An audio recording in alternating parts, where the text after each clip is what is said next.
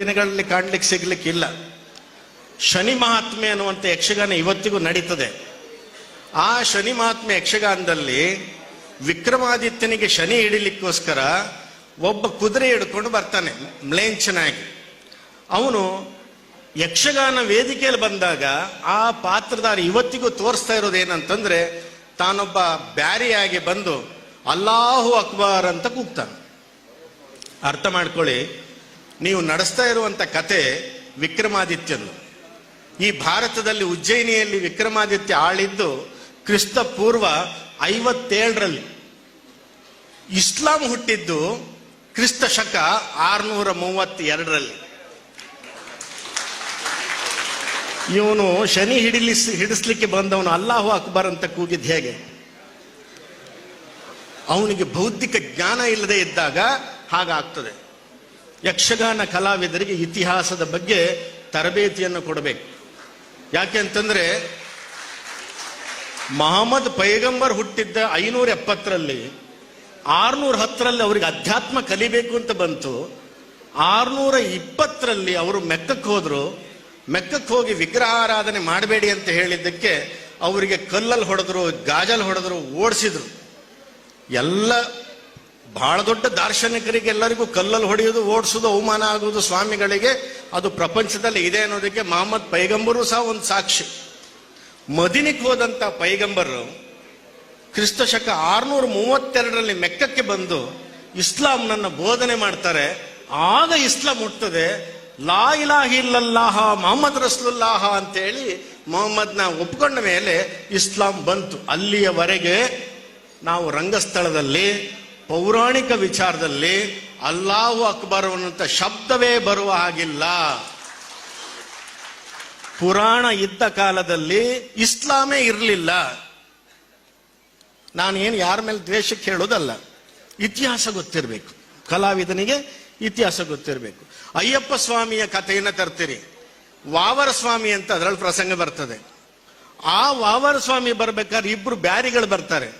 ಆ ಬ್ಯಾರಿಗಳು ಕೇರಳದಲ್ಲಿ ರಾಜಶೇಖರ ಇದ್ದಾಗ ಬ್ಯಾರಿಗಳು ಇರಲಿಲ್ಲ. ಅರ್ಥ ಮಾಡ್ಕೊಳ್ಳಿ. ಇನ್ನೊಂದು ಹೇಳ್ತೇನೆ, ಅಯ್ಯಪ್ಪ ಸ್ವಾಮಿ ಬ್ಯಾರಿಯ ವಾವರನನ್ನ ಕೊಂದ ಮೇಲೆ ಮಹಿಷಿ ಅನ್ನುವಂಥ ರಾಕ್ಷಸಿಯನ್ನ ಕೊಂದು ಶಬರಿಮಲೆ ಆಯಿತು ಅಂತ ಕಥೆಯಲ್ಲಿ ಹೇಳ್ತೀರಿ. ಒಂದು ವೇಳೆ ಅದೇ ಸತ್ಯವೇ ಆಗಿದ್ರೆ ರಾಜಶೇಖರ ಇದ್ದದ್ದು ವಿಜಯನಗರ ಸಾಮ್ರಾಜ್ಯದ ನಂತರ. ಇದೇ ರಾಜಶೇಖರ ಪಂದಳ ಅರಸರ ಜೊತೆನಲ್ಲಿ ಬಾರ್ಕೂರಿನ ಅರಸರು ಸಂಬಂಧ ಮಾಡಿದ್ದಾರೆ. ಈ ಸಂದರ್ಭದಲ್ಲಿ ಆ ರಾಕ್ಷಸಿ ಮಹಿಷಿ ಏನಾದ್ರು ಇದ್ದದ್ದೇ ಹೌದಾಗಿದ್ರೆ ಈ ಮೊಘಲರನ್ನೆಲ್ಲ ತಿಂದು ಹಾಕುವಂತ ಮಹಿಷಿಯನ್ನೇ ಬೇಡಿದ್ರೆ ಸಾಕಿತ್ತು, ನಮಗೆ ಸ್ವಾತಂತ್ರ್ಯದ ಹೋರಾಟವೇ ಬೇಡ ಇತ್ತು. ಎಲ್ಲಿದ್ಲು ಮಹಿಷಿ? ಆಗ ಮಹಿಷಿ ಇರಲಿಲ್ಲ, ಮೊಘಲರು ಇದ್ರಷ್ಟೇ. ನೀವು ಯಕ್ಷಗಾನದ ಬಗ್ಗೆ ಪ್ರಸಂಗವನ್ನು ತರಬೇಕಾದ್ರೆ ಇತಿಹಾಸದ ಜ್ಞಾನ ಇರಬೇಕು. ಈಗ ಲೇಟೆಸ್ಟ್ ಆಗಿ ಯಕ್ಷಗಾನಗಳು ಬಂದಿವೆ. ಕೊರಗಜ್ಜನ ಯಕ್ಷಗಾನ ಬಂದಿದೆ, ಪಂಜುರ್ಲಿ ಯಕ್ಷಗಾನ ಬಂದಿದೆ. ಪ್ರಸಂಗಕರ್ತರು ಸಹ ಇದರೊಳಗೆ ಅರ್ಥ ಮಾಡ್ಕೊಳ್ಬೇಕು. ಪಟ್ಲ ಅಂತಹ ಒಂದು ಮೇರು, ಒಂದು ಪ್ರತಿಭೆ ಇಂಥವರಿಗೆ ಹೇಳ್ಕೊಡ್ಬೇಕಾಗ್ತದೆ. ಯಕ್ಷಗಾನ ಬರೆಯೋರಿಗೂ ಸಹ ಒಬ್ಬ ಮನುಷ್ಯ ಸತ್ತು ದೈವಾತ್ಮ ಪಡೆದಿರಬಹುದು, ಆದರೆ ಶಿವನ ಗಣಗಳನ್ನ, ವಿಷ್ಣುವಿನ ಗಣಗಳನ್ನ ಯುದ್ಧದಲ್ಲಿ ಸೋಲಿಸಿ ತಾನೇ ದೈವಶಕ್ತಿಯನ್ನಾಗಿ ತೋರಿಸ್ತಕ್ಕಂಥದ್ದು ಯಕ್ಷಗಾನಕ್ಕೆ ಶೋಭೆ ಅಲ್ಲ. ಶಿವಗಣಗಳು ಯಾವತ್ತಿದ್ರೂ ಶಿವಗಣಗಳೇ. ಒಬ್ಬ ಮನುಷ್ಯ ಸತ್ತವ ದೇವರಾಗಿ, ದೈವವಾಗಿ ಶಿವಗಣಗಳನ್ನು ಸೋಲಿಸುವುದಿಲ್ಲ. ಇನ್ನೊಂದು ಮಂಗಳೂರಿನ ಜನರಿಗೆ ಗೊತ್ತಿರಬೇಕು, ಯಾವುದಂದ್ರೆ ಕೊರಗತನಿಯ ಅಂತ ಹುಟ್ಟಿದ್ದು ಬ್ರಿಟಿಷರ ಕಾಲದಲ್ಲಿ, ಸ್ವಾತಂತ್ರ್ಯ ಹೋರಾಟ ನಡೀತಾ ಇದ್ದಂಥ ಸಂದರ್ಭದಲ್ಲಿ ಅವನು ಮಂಜುನಾಥನ ಸ್ವಾಮಿಯ ದೇವಸ್ಥಾನದಲ್ಲಿ ತಂದಂತ ದೇವರ ಸಾಮಾನುಗಳನ್ನೆಲ್ಲ ಒಳಗೆ ಎಸ್ತದ್ದು ಅವನಿಗೆ 16 ವರ್ಷ ವಯಸ್ಸಿದ್ದಾಗ. ಯುವಕ. ಅಂತ ಯುವಕ ಯಕ್ಷಗಾನದಲ್ಲಿ ಅಥವಾ ಭೂತದ ಕೋಲದಲ್ಲಿ ಕೊರಗ ಅಜ್ಜ ಆಗಿದ್ದು ಹೇಗೆ?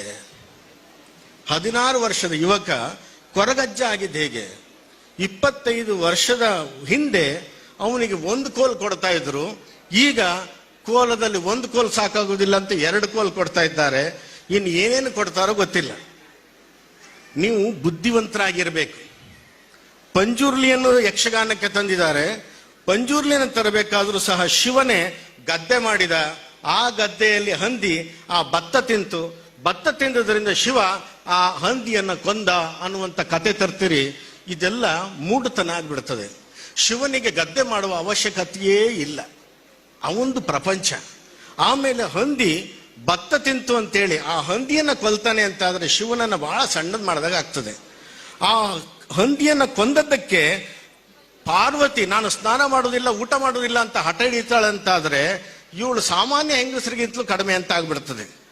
ಪಾರ್ವತಿಗೆ ಸ್ನಾನ ಮಾಡುವ ಅವಶ್ಯಕತೆ ಇಲ್ಲ, ಅವಳಿಗೆ ಹಸುವೇ ಆಗುದಿಲ್ಲ.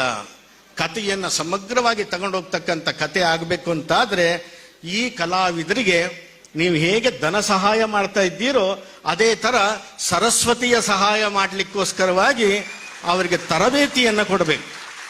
ಮುಂದಿನ ವರ್ಷದಿಂದ ಪ್ರತಿ ಕಲಾವಿದರಿಗೆ ಒಂದು 15 ದಿನ ಇತಿಹಾಸದ ಪ್ರಜ್ಞೆ, ಸಾಹಿತ್ಯದ ಪ್ರಜ್ಞೆ, ಭಾಷೆಯ ಪ್ರಜ್ಞೆ, ಸಾಹಿತ್ಯದಲ್ಲಿ ಹಾಸ್ಯಕ್ಕೋಸ್ಕರ ಕಳಪೆ ಮಟ್ಟದ ಭಾಷೆಯನ್ನು ಬಳಸಬಾರದು ಅನ್ನುವಂಥದ್ದು ರೀತಿಯಲ್ಲಿ ಯಕ್ಷಗಾನದ ಪಾವಿತ್ರ್ಯತೆಯನ್ನು ಎತ್ತಿ ಹಿಡಿತಕ್ಕಂಥದ್ದು ಆಗಬೇಕು ಅಂತ ಹೇಳ್ತಾ ನಾನು ಎಲ್ಲ ಯಕ್ಷಗಾನದ ಮೇಳದ ದೇವಸ್ಥಾನದ ಕರ್ತೃಗಳಿಗೆ ಈ ವೇದಿಕೆಯಿಂದ ಒಂದು ವಿಷಯ ಹೇಳಲಿಕ್ಕೆ ಇಚ್ಛೆಪಟ್ಟು ನನ್ನ ಆಶೀರ್ವಚನ ನಿಲ್ಲಿಸ್ತಾ ಇದ್ದೇನೆ. ಯಕ್ಷಗಾನವನ್ನು ಬಹಳ ದೊಡ್ಡ ಮಟ್ಟದ ದೈವತ್ವವನ್ನು ಕಂಡುಕೊಂಡು ಜನ ಹರಕೆಯ ಬಯಲಾಟವನ್ನು ಆಡ್ತಾರೆ. ಕಟೀಲ್ ಮೇಳ ಇರ್ತದೆ, ಧರ್ಮಸ್ಥಳದಿರ್ತದೆ, ನಮ್ಮ ಭಾಗದಲ್ಲಿ ಮಾರಣಕಟ್ಟೆ ಇರ್ತದೆ, ಹಾಗೆ ಸುಮಾರಷ್ಟು ಹಟ್ಟಿ ಅಂಗಡಿ ಮೇಳ ಇರ್ತದೆ, ಎಲ್ಲ ಇರ್ತದೆ. ಅವರು ಹರಕೆಯ ಆಟವನ್ನು ಆಡುವಾಗ ಯಾವುದೇ ಒಬ್ಬ ಹಿಂದೂ ಆಗಿರಲಿ ಅವನು ಮೇಳವನ್ನು ವಹಿಸಿಕೊಂಡು ಆಡಿಸ್ತಾ ಇದ್ದಾನೆ ಅಂತಾದರೆ ಆ ಮೇಳದ ದೇವರನ್ನ ಅವನ ಮನೆಯಲ್ಲೇ ಇಡಬೇಕೆ ವಿನಃ ಅವನು ಮಾಂಸ ತಿಂತಾನೆ ಅಂತ ಬೇರೆಯವ್ರ ಮನೆಗೆ ಹೋಗಬಾರ್ದು. ನಮ್ಮ ಹಿಂದುತ್ವ ಒಡೆದು ಹೋಗ್ತದೆ. ಹಿಂದೂ ಅಂತಂದ ಮೇಲೆ ಅವನು ದೇವರಿಗೆ ಎಲ್ಲರೂ ಒಂದೇ ಆಗಿರ್ತಾನೆ. ಆದ್ರಿಂದ ಆ ಯಕ್ಷಗಾನ ವಹಿಸಿದವನ ಮನೆಯಲ್ಲೇ ದೇವರು ಹೋಗುವಂಥದ್ದಾದ್ರೆ ನೀವು ದೊಡ್ಡ ಕ್ರಾಂತಿ ಮಾಡಿದಾಗ ಆಗ್ತದೆ ಅಂತ ಹೇಳ್ತಾ ಇನ್ನಷ್ಟು ಯಕ್ಷಧ್ರುವ ಪಟ್ಲ ಸಂಭ್ರಮ ಇನ್ನು ಬಹಳಷ್ಟು ಉಜ್ವಲವಾಗಿ ಬೆಳಿಲಿ ಅಂತ ಈ ಸಂದರ್ಭದಲ್ಲಿ ಸರಸ್ವತಿಯನ್ನು ಬೇಡಿಕೊಂಡು ಆಶೀರ್ವಾದ ಮಾಡ್ತಾ ಇದ್ದೇವೆ.